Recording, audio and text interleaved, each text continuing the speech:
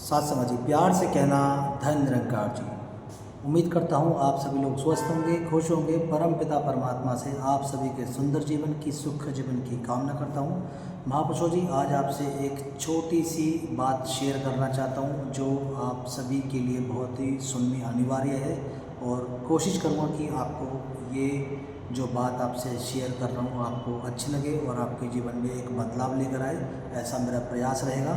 आप सभी ध्यान से सुनना जो मैं आपको शेयर कर रहा हूँ। मैं शेयर ये कर रहा हूँ कि एक बार एक बहू होती है, बहू तो वो बोलती है कि एक बार उनके ससुर उनको आवाज़ लगाते हैं और कहते हैं कि बहू, मेरा चश्मा नहीं मिल रहा, मेरा चश्मा एक बार ढूंढ के दे दो, कहाँ रखा है। तो उनकी बहू ने उनका चश्मा लाकर ढूंढ के उनको दे दिया। तो ससुर फिर उनको बोलते हैं कि कभी मुझे चाय बना दो, कभी मुझे ये कर दो, कभी मुझे वो कर दो। वो कुछ ना कुछ उनको मांगते रहते हैं। तो इससे उनकी बहू थोड़ा सा परेशान हो गई, और उनकी बहू ने एक समय के बाद क्या काम करा, अपने ससुर जी की जो वो बोलते हैं, कुछ मांगते हैं, उनकी ज़रूरत होती है, वो उनको नज़रअंदाज करने लगी। और एक समय ऐसा भी आया उनकी बहू के जीवन में कि उन्होंने देखा कि आज ससुर जी कुछ बोल नहीं रहे हैं, कुछ मांग नहीं रहे हैं, क्या वजह है। तो वो उनके कमरे की तरफ बढ़ी और देखा तो उनके ससुर बेसुध होकर पड़े हुए हैं और वो इस दुनिया से चल बसे हैं। उनका अंतिम संस्कार हो चुका था, वो इस दुनिया को छोड़ चुके थे। अब बहू को देखा कि जब वो उनके जो ससुर थे वो इस दुनिया को छोड़ चुके हैं, तो वो काफ़ी रोई, बहुत उदास हुई। उन्होंने अपने हस्बैंड को फ़ोन किया कि जो ऑफिस पहुंच चुके थे, उनके बच्चे भी और उनके हस्बैंड जो थे वो भी आ गए। सब ने देखा कि पिताजी जा चुके हैं। सब ने जो भी होता है उनको नहलाया धुलाया, गांव पड़ोसी लोग इकट्ठा हुए, सब ने उनका अंतिम संस्कार करवाया। और जब लौट के आए तो सब ने, जब लौट के आते हैं सब कुल्ला करते हैं, सब आपके यहाँ भी होता होगा।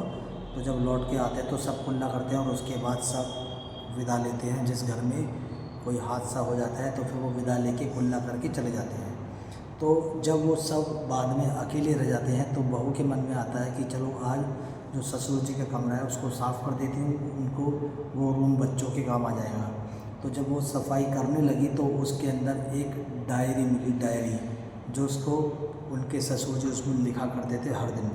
तो जब वो डायरी मिली तो उनकी बहू ने वो डायरी जैसे ही पढ़ना शुरू करा, उसमें लिखा था कि मैं हर रोज़ अपने बेटे को और अपनी बहू को बिज़ी देखता हूँ, काम में व्यस्त देखता हूँ, और मैं उनको जानबूझ के उनको अपने पास बुलाता हूँ, कभी बेटे को, कभी बहू को, कभी पोते को, कभी पोती को, क्योंकि मैं उनको आशीर्वाद देना चाहता हूँ, मैं उनसे कुछ बातें करना चाहता हूँ।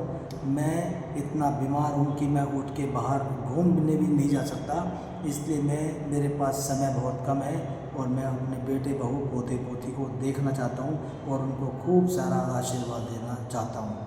अब बहू को पढ़ते पढ़ते उनकी आंखों में आंसू आ गए। ये किसी एक घर की कहानी नहीं है, ये कहानी किसी एक घर की नहीं है, ये आपके घर की कहानी भी है, मेरे घर की कहानी भी है, सभी के घर की कहानी है। हम काम में इतना व्यस्त हो जाते हैं, इतने पागल हो जाते हैं कि हमें कुछ और दिखाई नहीं देता। इसलिए अपने काम तो करें, लेकिन अपने घर के बुज़ुर्गों को या किसी भी मेंबर को नज़रअंदाज ना करें। हमेशा अपने बुज़ुर्गों का सम्मान करें, उनके पास हर रोज़ बैठे, चाहे भले ही 5-10 मिनट बैठें, पर ज़रूर बैठें। और उनके मन की बात जाननी चाहें, अपने मन की बात भी उनसे शेयर करें, उनको अच्छा लगेगा। उनके डेली पैर छुए, उनसे आशीर्वाद लें, आपको बहुत अच्छा लगेगा। क्योंकि आज जो बैठे हैं आपको हो सकता है वो अच्छे ना लगे, लेकिन जब वो चले जाएंगे तो ये समझ लो कि आपके घर की छत चली जाएगी। और जब आपको पता चलेगा कि इनकी क्या वैल्यू थी, ये आपके जीवन में कितना अनमोल थे। तो इसलिए जीते जी अपने बुज़ुर्गों का, अपने घर वालों का, सबका सम्मान करें, उनको समय दें, उनसे ढेर सारी बातें करें, उन्हें अच्छा फील कराएं, उनके साथ बैठें, अपने बुज़ुर्गों का आशीर्वाद लें और उनको ढेर सारी इज्जत दें जो वो हर तरह से डिज़र्व करते हैं, और अपना काम भी करते चल जाएँ। साथ समझिए, प्यार से कहना धन निरंकार जी।